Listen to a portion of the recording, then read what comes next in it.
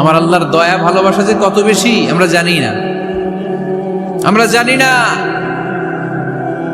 আরশের বুকে আল্লাহ বিশাল সাইনবোর্ডে লিখে রেখেছেন সাবাকাত রাহমাতি গাদাবি, সাবাকাত রাহমাতি গাদাবি। এর মানে হচ্ছে আমার রাগের উপরে আমার দয়া বিজয় লাভ করেছে।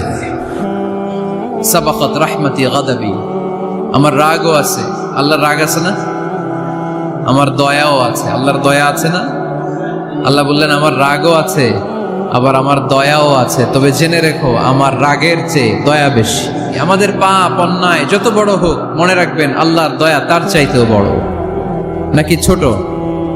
আপনি যত বড় পাপ করেন না কেন আমাদের জন্য আল্লাহর পক্ষ থেকে দয়া আছে না নাই?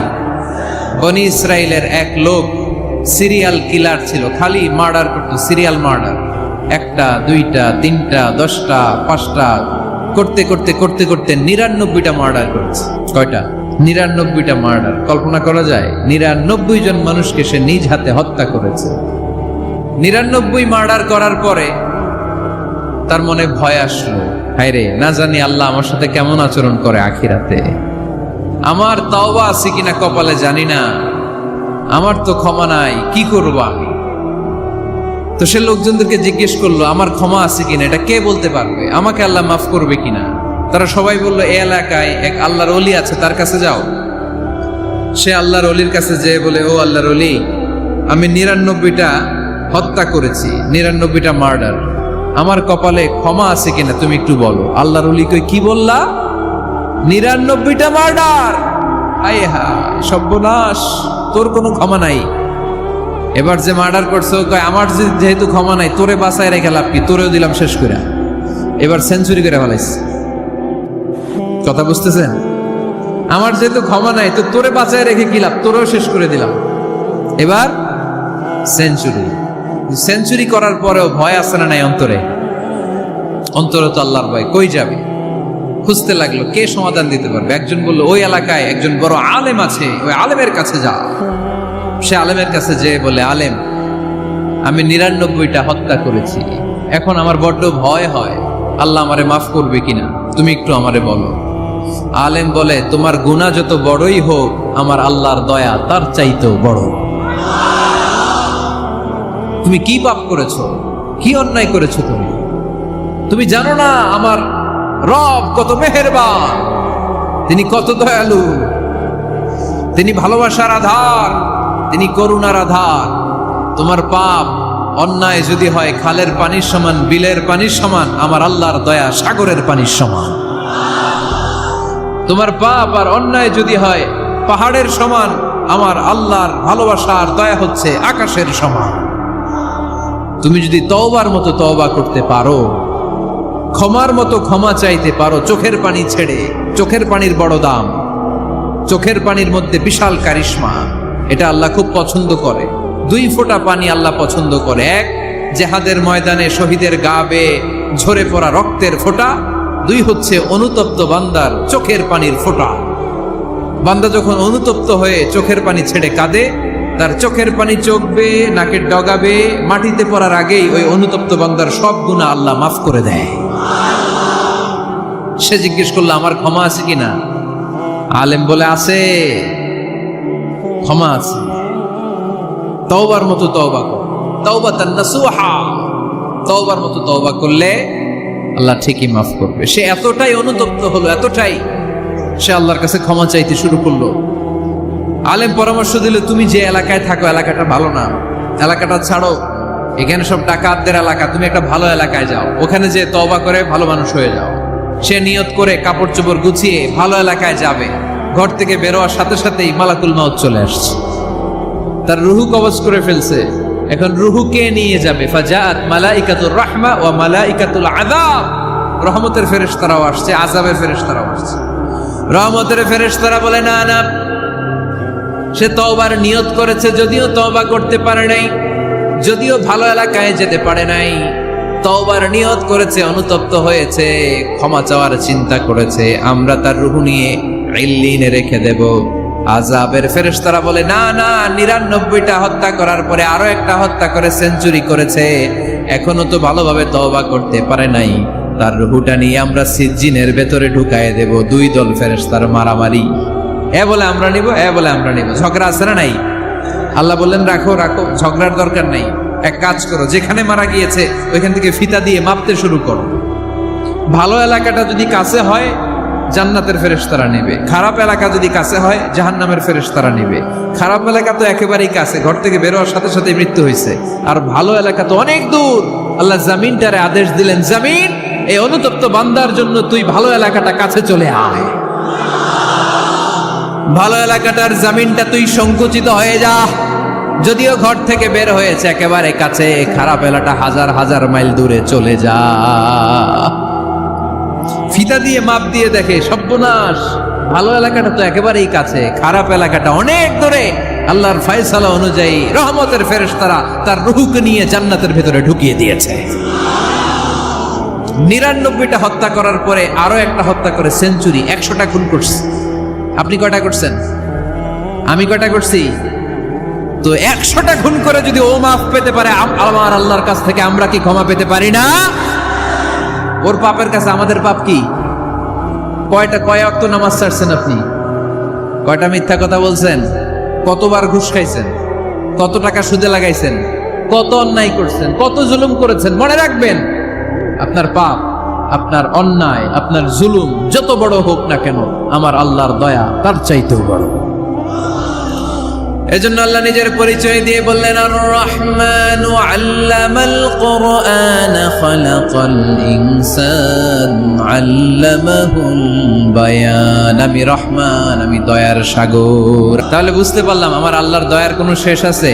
100 টুকরা করে 99 টুকরা দয়া ভালোবাসা আল্লাহ তাআলা নিজের কাছে রেখে দিলেন, আর 1 টুকরা দয়া আর ভালোবাসা আল্লাহ তাআলা গোটা বিশ্বের সবার মাঝে ভাগ করে দিলেন। আমরা সবাই মিলে পাইছি কয় টুকরা ভালোবাসা? উনি রেখে দিয়েছেন কয় টুকরা? ওই 1 টুকরার কিছু অংশ আমিও তো পাইছি, তাই না? আপনি পেয়েছেন, আমরা সবাই পেয়েছি, গোটা বিশ্বের সবাই, আদম আলাইহিস সালাম থেকে শুরু করে কিয়ামত পর্যন্ত যারা আসবে, এসেছিল এবং এখন আছে, সবাই মিলে কয় টুকরা? ওনার কাছে কয় টুকরা? কিন্তু এই 1 টুকরা যে আমরা সবাই ভাগে যোগে পাইলাম, আমাদের ভালোবাসার নমুনা দেখছেন? একজন আর একজনের ভালোবেসে বলে আত্মহত্যা করে ফেলে, আছে না নাই? আছে না? সালমান শাহ মারা গেছে, এই দেশের কয়েকটা মেয়ে গলায় রশি দিয়ে আত্মহত্যা করছে, শুনছেন? অমুক সেলিব্রিটির কি হয়েছে, ছাদ থেকে লাফ দিয়ে পরে মাথা ফাটায় ফেলছে। ভালোবাসা আছে না নাই? যারে ভালোবাসে তার নাম আবার ছেলেরা হাতের মধ্যে কেটে কেটে লেখে, প্লাস দিয়ে লেখে, প্লাস। ধরেন আব্দুল্লাহ প্লাস শামিমা, তো এ প্লাস এস, রক্ত দিয়ে লেখে, রক্ত। আমি অবাক হই, নিডেল, সুই দিয়ে কেটে কেটে লেখে আব্দুল্লাহর এ প্লাস শামিমার এস। কি ভালোবাসা! 1 ভাগ ভালোবাসার ছিটে ফোটা সবাই মিলে পাইছে। এইটা ঠেলা যদি এরকম হয়, তাহলে যিনি 99 ভাগ ভালোবাসা রেখে দিয়েছে তার ভালোবাসা বেশি না কম? দেখেন, ছোট্ট বাচ্চাটা রাতে খেতে চায় না, মা যদি বলে খাও, বলে না, খাবো না। আব্বু অফিস থেকে আসুক, আব্বুর কোলে বসে বসে আব্বু আর আমি একসাথে খাবো। এই ছোট্ট বাচ্চাটা কিছু বোঝে না, কিন্তু তারপরও তার বাবার জন্য ভালোবাসা তার হৃদয়ে ঢুকাই দিছে কে? আপনাদের এলাকায় মুরগি পালেন না আপনারা? মুরগি যখন বাচ্চা নিয়ে হাঁটে, দেখবেন মুরগি ছানা ধরা যায় না, ধরতে গেলে মা মুরগিটা কি করে? কামড় দিতে আসে। এই ছোট্ট বাচ্চাগুলোর জন্য মা মুরগিটার হৃদয়ের ভিতরে ভালোবাসা ঢুকাই দিল কে? আমি পত্রিকাতে এমনও দেখেছি, বন্যায় এক মা পানি খেতে খেতে মরে গিয়েছে, কিন্তু শিশুটাকে একটা বালতির মধ্যে চাপিয়ে মাথায় তুলে ধরে রেখেছে। মা পানি খেতে খেতে নিজের জীবনকে বিলিয়ে দিয়েছে, কিন্তু বাচ্চাটা মরে নাই। বাচ্চার জন্য কি ভালোবাসা! এই ছোট্ট বাচ্চার জন্য মায়ের হৃদয়ে জান স্যাক্রিফাইসের মতো এই ভালোবাসা ঢুকাই দিল কে? আমাদের প্রতিদিনই ভালোবাসা, সকালে ভালোবাসা, বিকালে ভালোবাসা, সন্ধ্যায় ভালোবাসা, শীতকালে ভালোবাসা, গ্রীষ্মকালে ভালোবাসা। আমাদের ইসলামে শুধু ভালোবাসাবাসী, ঠিক কিনা? এই জন্য আলাদা করে আমাদের কোনো দিন লাগে না, বিশ্ব ভালোবাসা দিবস দরকার হয় না। যারা মাকে দেখতে পারে না, বাবারে দেখতে পারে না, এরা একদিনের জন্য মা বাবাকে উইশ করতে যায়, আর নাম দিছে বিশ্ব মা দিবস, বিশ্ব বাবা দিবস। কিছুদিন আগে দেখলাম বিশ্ব ডিম দিবস। কি দিবস? আমি কি মিথ্যা বললাম? ছিল একটা বিশ্ব ডিম দিবস, কিছুদিন পরে বানাবে বিশ্ব বাঁশ দিবস, যে যারে বাঁশ দিতে পারে। এরপর একটা বানাইছে শুনলাম বিশ্ব চিন্তা দিবস। তো এটা কি দিবস? কয় এই দিন আমরা সবাই মিলে চিন্তা করি যে আসলে আমাদের কি চিন্তা করা দরকার, আছে না নাই? তো এই যে ওরা বিশ্ব মা দিবস, international mother day, international father day, মা দিবস বাবা দিবস বছরে একবার ওল্ড হোমে রেখে আসে, বৃদ্ধাশ্রমে। যেহেতু সারা বছর বৃদ্ধাশ্রমে, বছরে একদিনও যদি মারে স্মরণ না করি কেমন হয়? তো একদিন ওই মা দিবসে মারে একটা কার্ড দিয়ে উইশ করে আসে, কিছু টাকা দিয়ে আসে। ওদের তো মা বাবার প্রতি দয়া নাই, শ্রদ্ধা নাই, ভালোবাসা নাই, এজন্য ঘটা করে ওদের দিবস পালন করা লাগে। আমাদের 24 ঘন্টা 365 দিনই ভালোবাসা, তাই এই দিবস ফিবসের আমাদের দরকার নাই। চিল্লায় বলেন ঠিক কিনা? জন্মের পর থেকেই তো আমাদের ভালোবাসা, মৃত্যু পর্যন্ত ভালোবাসা, আমৃত্যু ভালোবাসা। এই জন্য বিশ্ব ভালোবাসা দিবস, এটা ইসলাম কখনো সাপোর্ট করে না। ভালোবাসার কেন্দ্রবিন্দু একজন, চিল্লায় বলতে হবে তিনি কে? দেখেন, এক টুকরা ঠেলায় বিশ্ব ভালোবাসা দিবস আমরা পালন করি। ভালোবাসার গান, ভালোবাসার নাটক, ভালোবাসার ফিল্ম, ভালোবাসার কবিতা, অভাব নাই। কত ভালোবাসার স্টোরি আপনারা জানেন, এত ভালোবাসা। কিন্তু সবাই মিলে ভালোবাসার এক অংশ আমরা ভাগে যোগে পেয়েছি। এক অংশের নমুনা যদি এমন হয়, 99 টুকরা ভালোবাসা যিনি রেখে দিয়েছেন নিজের মধ্যে, তার ভালোবাসা বেশি না কম? এজন্য আমরা আল্লাহর ভালোবাসার ভিখারি, আমরা আল্লাহ তাআলার রহমতের ভিখারি। আল্লাহর রহমত ছাড়া কেউ কোনোদিন জান্নাতে যেতে পারবে? কোনোদিন নিজের আমল নিয়ে বড়াই করবেন না। আপনারা কি ভাবেন যে আপনার আমল দিয়ে আপনি জান্নাতে যাবেন? আল্লাহর হাবিব বললেন, আল্লাহর রহমত ছাড়া, ভালোবাসা ছাড়া কেউ কোনোদিন জান্নাতে ঢুকতে পারবে? আম্মা জান আয়েশা বললেন, ইয়া রাসূলুল্লাহ, আপনিও না? আল্লাহর হাবিব বললেন, না, আমিও না, তবে আল্লাহর রহমত আর দয়া সেদিন আমাকে ঘিরে রাখবে। মান নুকিশা উযিবা, যার হিসাব আল্লাহ সেদিন চাইবেন সে ধরা খেয়ে যাবে। সব সময় আল্লাহর কাছে এই দোয়াটা যেন আমরা করি, আল্লাহ কিয়ামতের দিন তুমি আমার হিসাব নিও না, আল্লাহ তুমি আমার বিচার বসিও না, আল্লাহ তুমি দয়া করে আমারে মাফ করে দিও। আল্লাহ যার বিচার করবেন ও জাহান্নামে যাবে, আর যার বিচার করবেন না সে জান্নাতে যাবে। আল্লাহ যদি বিচার করে আর পাই টু পাই হিসাব নেয়, নামাজ পড়লি না কেন, রোজা রাখলি না কেন, মিথ্যা বললি কেন, খাদ্যে ভেজাল দিলি কেন, মাছে ফরমালিন দিলি কেন, যৌতুক খাইলি কেন, ঘুষ খাইলি কেন, উল্টাপাল্টা করলি কেন, জিনা করলি কেন, একটার পর একটা প্রশ্ন বানে যদি সেই ভয়ঙ্কর দিনে আল্লাহ আমাদেরকে জর্জরিত করে, আমাদের কোনো উত্তর আছে? সেদিন আমাদের বাঁচার কোনো উপায় আছে? তাই আমরা সবাই আল্লাহর কাছে দোয়া করবো, আল্লাহ কোনো বিচার টিচার মানি না, কোনো বিচার করতে পারবে না, দয়া করবা। রোজ হাসরে হে আল্লাহ আমার করোনা বিচার, আল্লাহ করোনা বিচার, পড়েন আমিন। রোজ হাসরে হে আল্লাহ আমার করোনা বিচার, আল্লাহ করোনা বিচার, বিচার চাহি না তব দয়া চাহে এ গুনাহগার, আল্লাহ করোনা বিচার, পড়েন আমিন। তিনি যদি দয়া করেন তবেই আমরা জান্নাত যেতে পারবো, ঠিক কিনা? এজন্য আল্লাহ বললেন, আর রহমানু আল্লামাল কুরআন খালাকাল ইনসান আল্লামাহুল বায়ান। আমি হলাম রহমান। কাফেররা বলে রহমানকে জানি না, রহমানকে চিনি না। আল্লাহ বলে রহমান রে চিনে না, আমার নাম রহমান, আমি দয়ালু, আমি মেহেরবান, ঠিক কিনা? এজন্য প্রতিদিন সূরা ফাতিহায় দ্বিতীয় আয়াতটা আমরা কি পড়ি? আর রহমান আর রাহিম, ঠিক কিনা? তিনি দয়ার সাগর, তিনি মায়ার সাগর। আমরা বললাম, আল্লাহ ঠিক আছে, আমরা বুঝেছি আপনি দয়ার সাগর, আর আপনি কি করেন? দ্বিতীয় আয়াতে আল্লাহ বললেন, আল্লামাল কোরআন, আমি কোরআন শিক্ষা দেই। শুধু দয়ার সাগর হয়ে আমি আল্লাহ বসে থাকি নাই, তোমাদের হেদায়েতের জন্য আমি কোরআন নাজিল করে দিয়েছি। আল্লামাল কোরআন, আমি কোরআন শিক্ষা দেই। আমাদেরকে কোরআন শিখিয়েছে কে?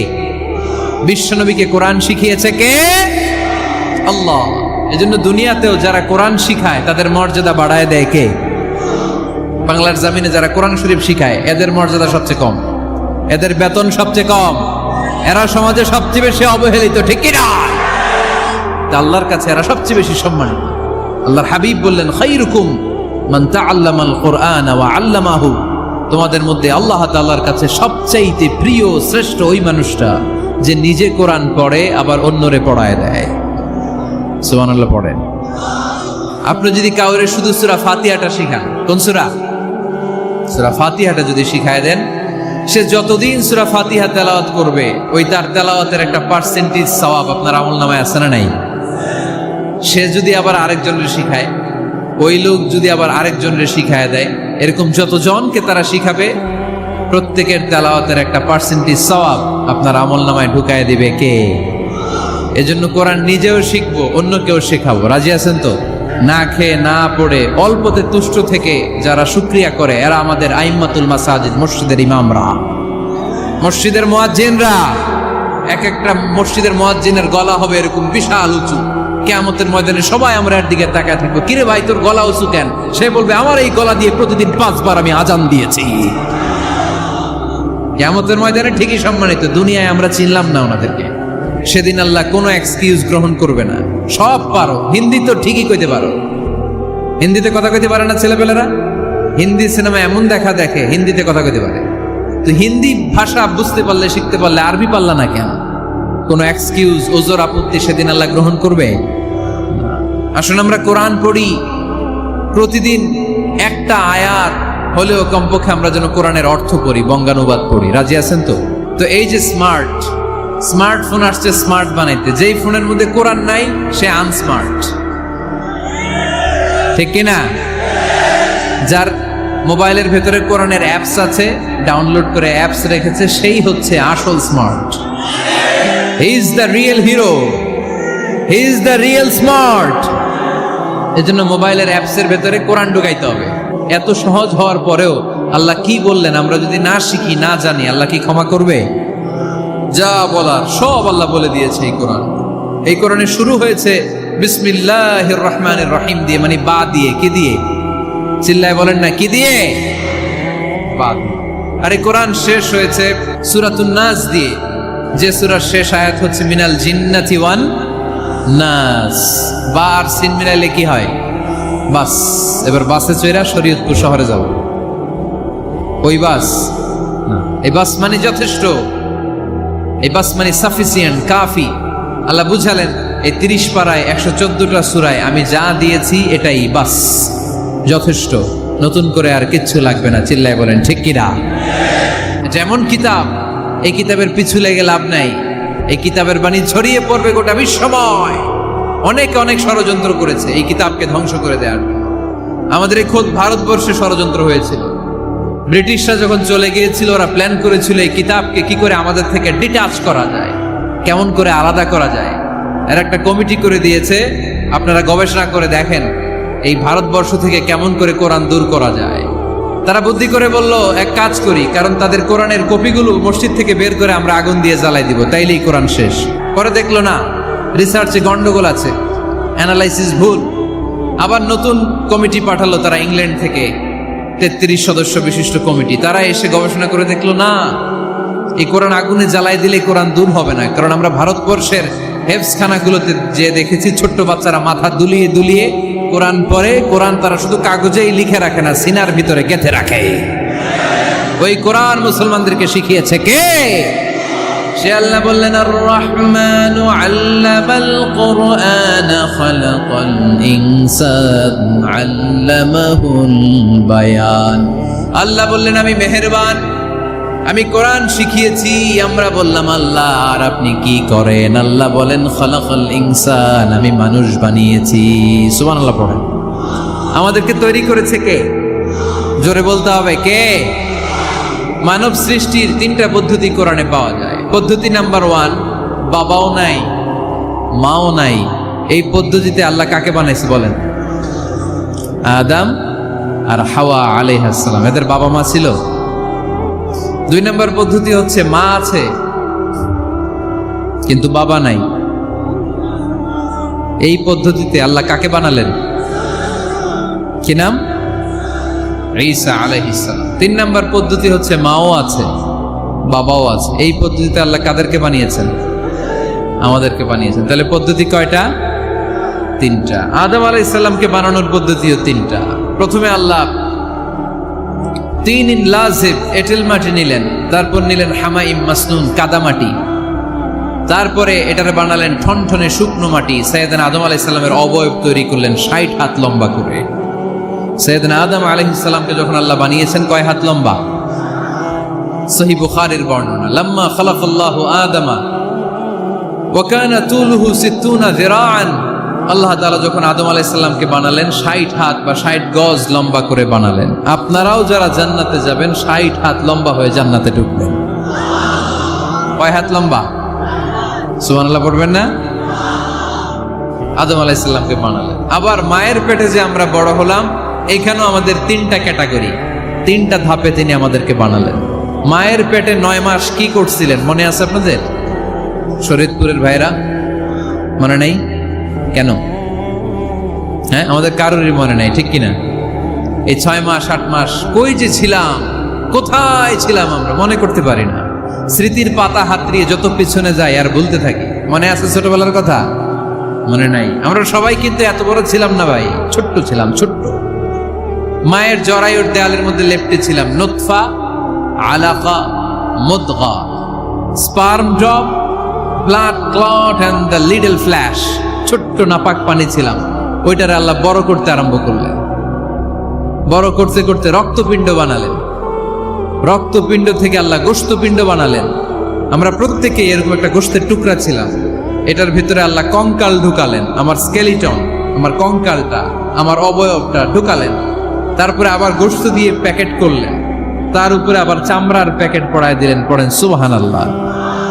এরপরে 9 মাস পরে এই পৃথিবীর বুকে স্মুথলি আমাকে আসার সুযোগ দিলেন কে?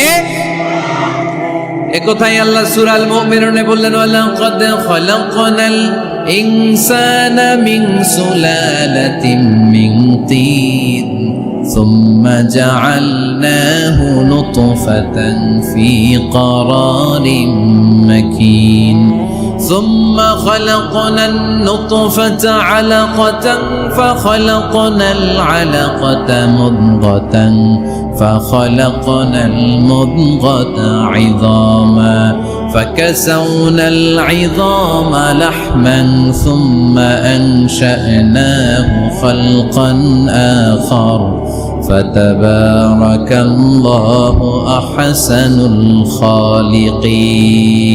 পড়েন আল্লাহু আকবার। দেখেন দুনিয়ার কেউ কিন্তু আমার খোঁজ নিতে পারে নাই, ভিতরে যে পারছে ওই গোপন জায়গায় একজন আমার রিজিক দিত। তিনি কে?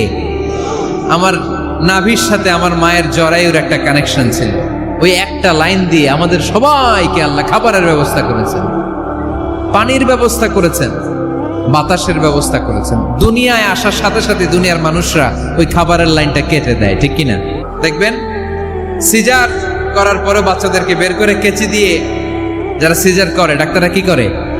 কেটে দেয়। বাচ্চার পা ধরে মাথাটা নিচু করে নিতম্বের মধ্যে থাপ্পড় মারে কয়েকটা, তারপরে বাচ্চা ওয়া ওয়া করে কেঁদে ওঠে, ঠিক কিনা?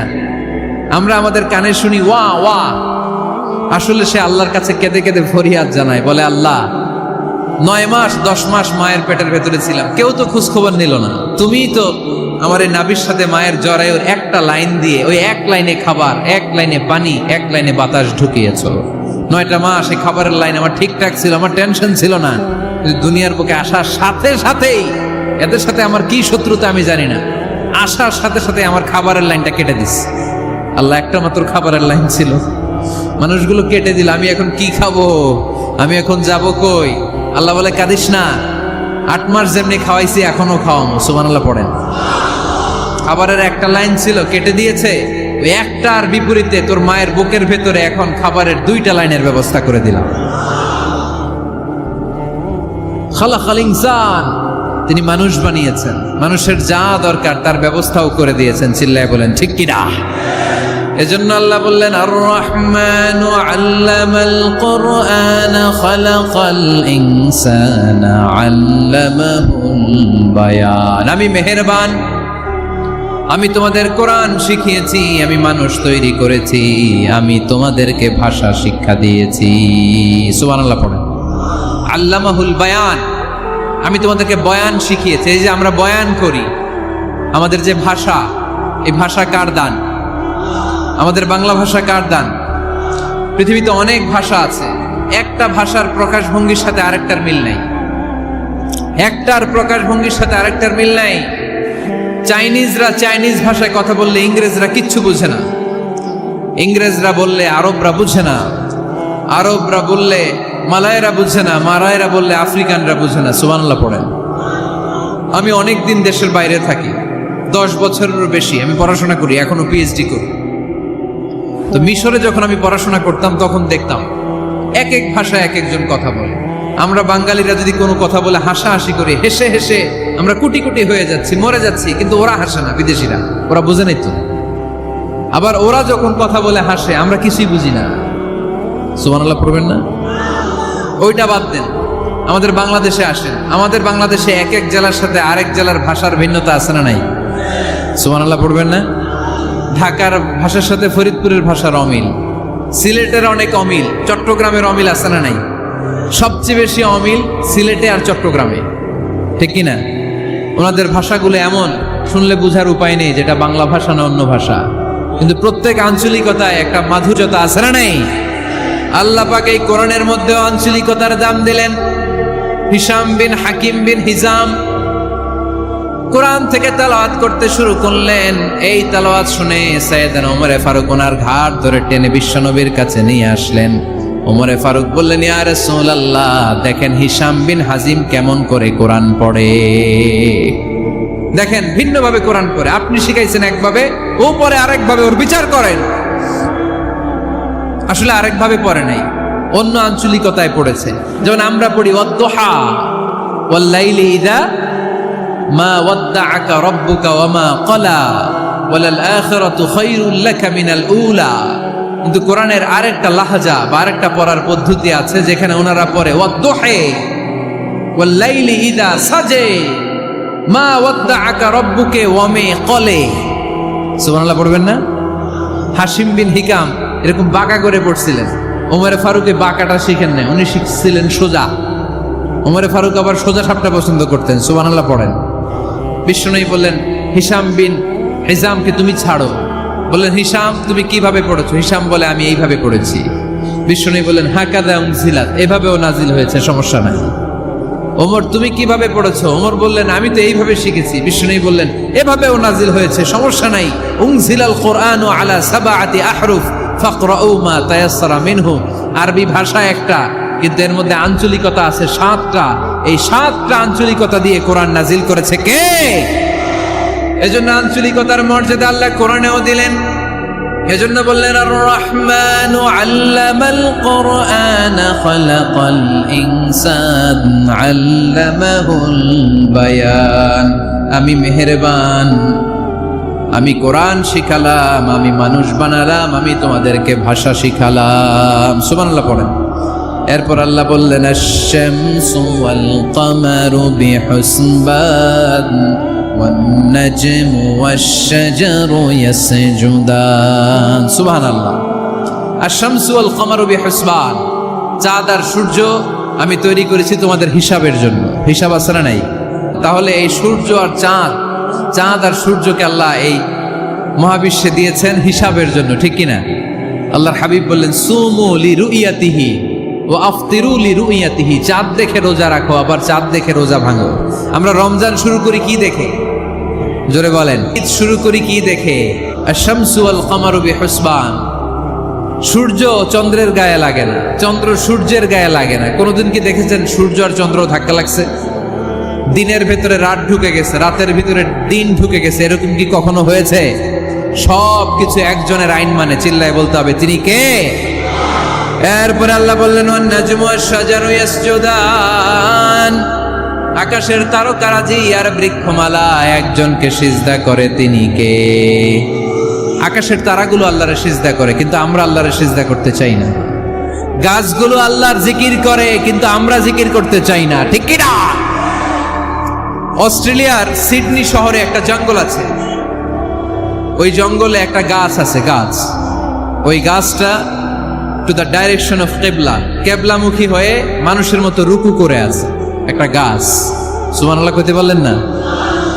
ক্যালেন্ডারে দেখা যায় পত্রিকায় দেখা যায় গাছ রুকু করে আছে, আমরা রুকু করি না, আমরা সিজদা করি না। কিয়ামতের দিন আল্লাহ বলবে আমার সিজদা দিয়ে দেখা। আপনারা যারা নামাজ পড়েছেন, সিজদা দিয়েছেন, তারা আল্লাহু আকবার বলে সিজদায় লুটিয়ে পড়বেন। আর যারা নামাজ পড়ে নাই, তারা শত চেষ্টা করেও তাদের পিঠকে বাঁকা করতে পারবে না। এজন্য 5 ওয়াক্ত সালাত জামাতের সাথে পড়ার দরকার আছে না নাই? যে সব সময় আমরা ভরসা রাখবো একজনের উপর, তিনি কে? আমাদের গুনাহ যত বড়ই হোক, আল্লাহর দয়া তার চাইতেও বড়। সূরা আর রহমানের শিক্ষা হচ্ছে আমাদের পাপ, অন্যায়, গুনাহ যত বড় হোক না কেন, আল্লাহর দয়া তার চাইতেও বড়, ঠিক কিনা? এজন্য নিরাশ হবেন না, হতাশ হবেন না। আপনি যত পাপ করেন না কেন, অনুতপ্ত হলে ওযু করে এসে জায়নামাজটা বিছিয়ে 2 রাকাত নামাজ পড়েন, পাপের কথাগুলো স্মরণ করেন, ক্ষমা চান। চাওয়ার মতো চাইলে সব গুনাহ মাফ করে দিবে কে?